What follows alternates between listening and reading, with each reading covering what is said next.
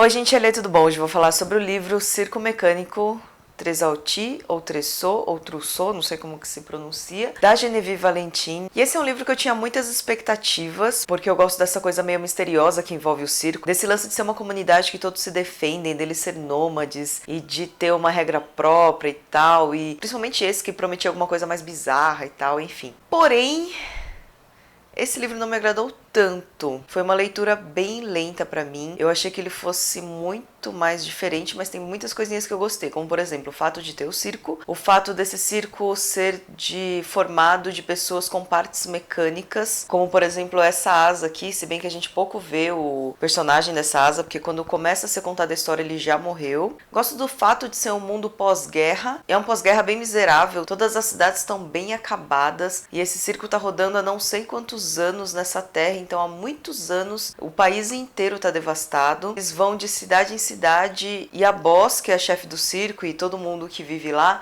acaba meio com medo do pessoal, dos agentes do governo, porque eles não sabem o que eles podem querer com a boss, não sabem o que podem querer com esses personagens do circo. Eu digo isso por quê? Porque a boss faz um tipo de adaptação no corpo das pessoas e coloca partes mecânicas, sei lá, um cara que perdeu uma perna, ela vai lá e coloca uma perna, ou não necessariamente a pessoa pode ter perdido uma perna, de repente a pessoa pode trocar. Então tem umas coisas bem assim esquisitas e místicas nesse meio, porque ela consegue trocar os ossos das pessoas, ela consegue colocar asa num cara e fazer o cara voar. Então não se trata só de mecânica, se trata também de alguma coisa X espiritual que aconteceu no momento que ela foi abalada por essa guerra. Então a gente vai conhecer aos pouquinhos a história da boss, como ela conseguiu juntar esse circo e qual foi o início dela. Não necessariamente ela era uma artista, mas não necessariamente ela já era de circo. E enfim, a gente está ouvindo essa história através de um dos meninos que trabalha lá. Agora ele não é tão menino assim, mas enfim, é um daquele mensageiro, sabe? Que a boss usava para ir para cima e para baixo. Ele não tinha partes mecânicas, apesar de às vezes fingir para ir na cidade colar cartaz e tal, só para chamar a atenção da galera. E tem esse personagem Alex que ganhou as asas, mas ele é um mito no circo, ele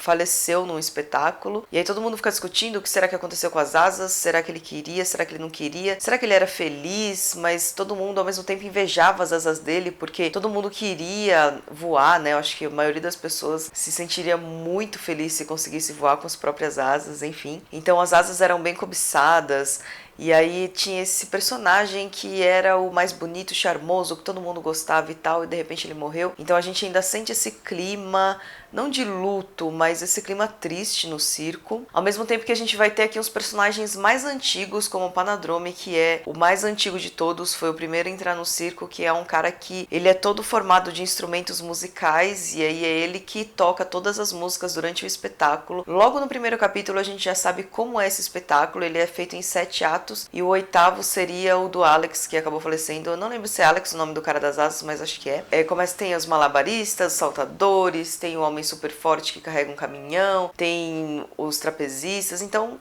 tem de tudo nesse circo. E a boss, que é a mestre de cerimônia, que é a chefe desse circo. O que a gente vê aqui, o que a gente acompanha na história é que o pessoal do governo acaba encontrando o circo, eles mudam sempre de lugar rapidinho, e quando eles têm quando eles veem algo suspeito, eles já saem. Mas dessa vez a boss quis ficar, e aí esse cara do governo quer falar com ela, prende ela para interrogatório, e aí as coisas vão acontecendo. Só que essas coisas vão acontecendo é bem lá do meio pro fim do livro. Então no começo a gente tem uma descrição muito detalhada de como é o circo e de como surgiu com a história da boss, e aos pouquinhos a gente vai conhecendo aqueles personagens mais amargurados, os mais novinhos, os que querem porque querem ter partes mecânicas, mesmo que o corpo inteiro deles esteja bem, mas eles querem as tais partes mecânicas mesmo que seja doloroso. Contando assim rapidinho, parece ser uma trama muito louca, só que não é tão legal assim. Porque não sei, eu achei meio lento. Pra mim foi uma leitura muito sofrida. Foi difícil. Acho que eu li uns 2 livros enquanto lia esse. Porque eu parava de ler, depois ia pra outro, parava, lia outro. Então, assim, a expectativa que eu tinha era muito maior, né? E aí, já que a gente tá falando de circo, eu queria falar um pouco sobre o seriado Carnivale. Passou, acho que em 2007 na HBO. E era um seriado muito legal sobre circo. Também tinha esse lado místico e tal. Mas era muito legal. Eu achei que fosse mais ou menos parecido com isso, que é um clima pós-guerra também, só que no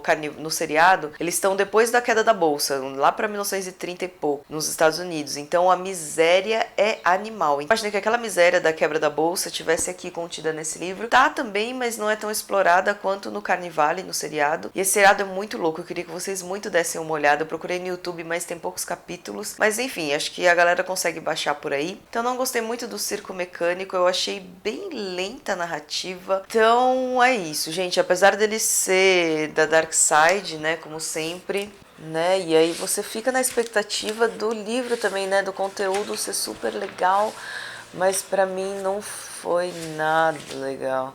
E ele tem uns desenhos aqui, deixa eu mostrar pra vocês. Tem os desenhos dos personagens aqui que eu achei muito louco. A arte gráfica, como sempre, é linda e maravilhosa. Tem um marcador redondinho, cadê? Tem esse marcador redondinho aqui, super bonitinho e tal. Aqui atrás, na frente, a lombada também. Super linda edição, mas não gostei. Então é isso, gente. Espero que vocês tenham gostado. Se inscrevam no meu canal, dê um curtir e até o próximo livro.